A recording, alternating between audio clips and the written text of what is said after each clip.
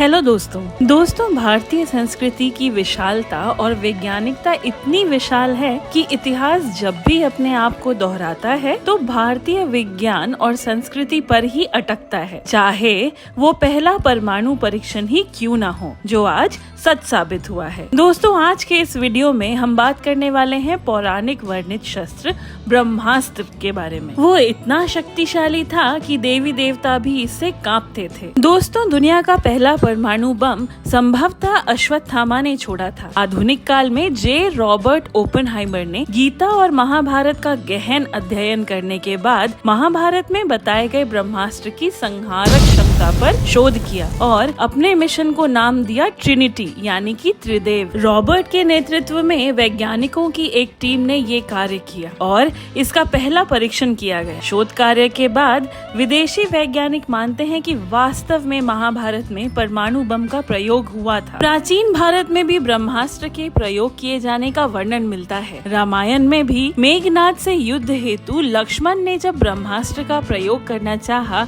तो श्री राम ने उन्हें ये कहकर रोक दिया कि अभी इसका प्रयोग उचित नहीं है क्योंकि इससे पूरी लंका भस्म हो जाएगी। दोस्तों, ब्रह्मास्त्र एक परमाणु हथियार है जिसे दैवीय हथियार कहा गया है। माना जाता है कि ये अचूक और सबसे भयंकर अस्त्र है। जो व्यक्ति इस अस्त्र को छोड़ता था वो इसे वापस लाने की क्षमता भी रखता था, लेकिन अश्वत्थामा को वापस लाने का तरीका याद नहीं था, जिसके कारण लाखों लोग मारे गए। रामायण और महाभारत काल में ये अस्त्र गिने चुने योद्धाओं के पास था। रामायण काल में जहाँ विभीषण और लक्ष्मण के पास ये अस्त्र था, वहीं महाभारत काल में ये द्रोणाचार्य, अश्वत्थामा, श्री कृष्ण, युधिष्ठिर, कर्ण और अर्जुन के पास था। अर्जुन ने इसे द्रोण से पाया था। द्रोणाचार्य को इसकी प्राप्ति राम जामदग्नि से हुई थी। ऐसा भी कहा गया है कि अर्जुन को ये इंद्र ने भेंट दिया था। दोस्तों, माना जाता है कि दो ब्रह्मास्त्र के आपस में टकराने से प्रलय की स्थिति उत्पन्न हो जाती है। इससे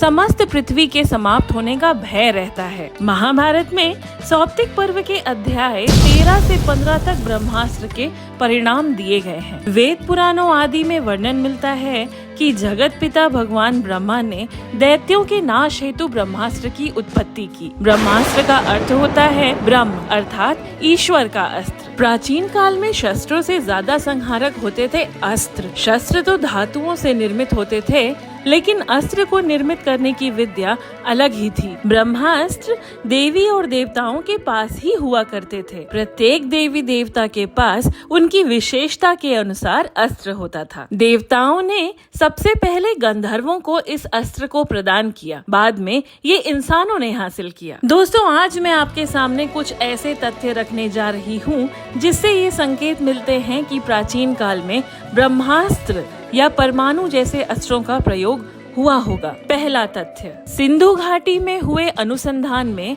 ऐसे कई नगर मिले जो लगभग 5000 से 7000 ईसा पूर्व अस्तित्व में थे। इन नगरों में मिले नरकंकाल की स्थिति से ज्ञात होता है कि मानो इन्हें अकस्मात प्रहार से मारा गया है। इसके भी सबूत मिले हैं कि यहाँ किसी काल में भयंकर ऊष्मा उत्पन्न हुई थी। इन नरकंकालों का अध्ययन करने से पता चला कि इन पर रेडिएशन का भी असर था। दूसरा तथ्य, शोधकर्ताओं के अनुसार राजस्थान में जोधपुर से पश्चिम दिशा में लगभग 10 मील दूरी पर 3 वर्ग मील का एक ऐसा क्षेत्र है जहां पर रेडियो एक्टिविटी की राख की मोटी परत जमी है। इस परत को देखकर उसके आसपास एक प्राचीन नगर को खोद निकाला गया, जिससे समस्त भवन और लगभग 5 लाख निवासी आज से लगभग 8000 से 12000 साल पूर्व किसी विस्फोट के कारण नष्ट हो गए थे। तीसरा तथ्य, मुंबई के उत्तर दिशा में लगभग 400 किलोमीटर दूरी पर स्थित लगभग 2154 मीटर की परिधि वाला एक विशाल काय गड्ढा मिला है। शोधकर्ताओं के अनुसार इसकी आयु लगभग 50,000 वर्ष है। इस गड्ढे के शोध से पता चलता है कि प्राचीन काल में भारत में परमाणु युद्ध हुआ था। अगर आपने हमारे चैनल को अब तक सब्सक्राइब नहीं किया है तो ऐसी जानकारी के लिए सब्सक्राइब जरूर कर लें।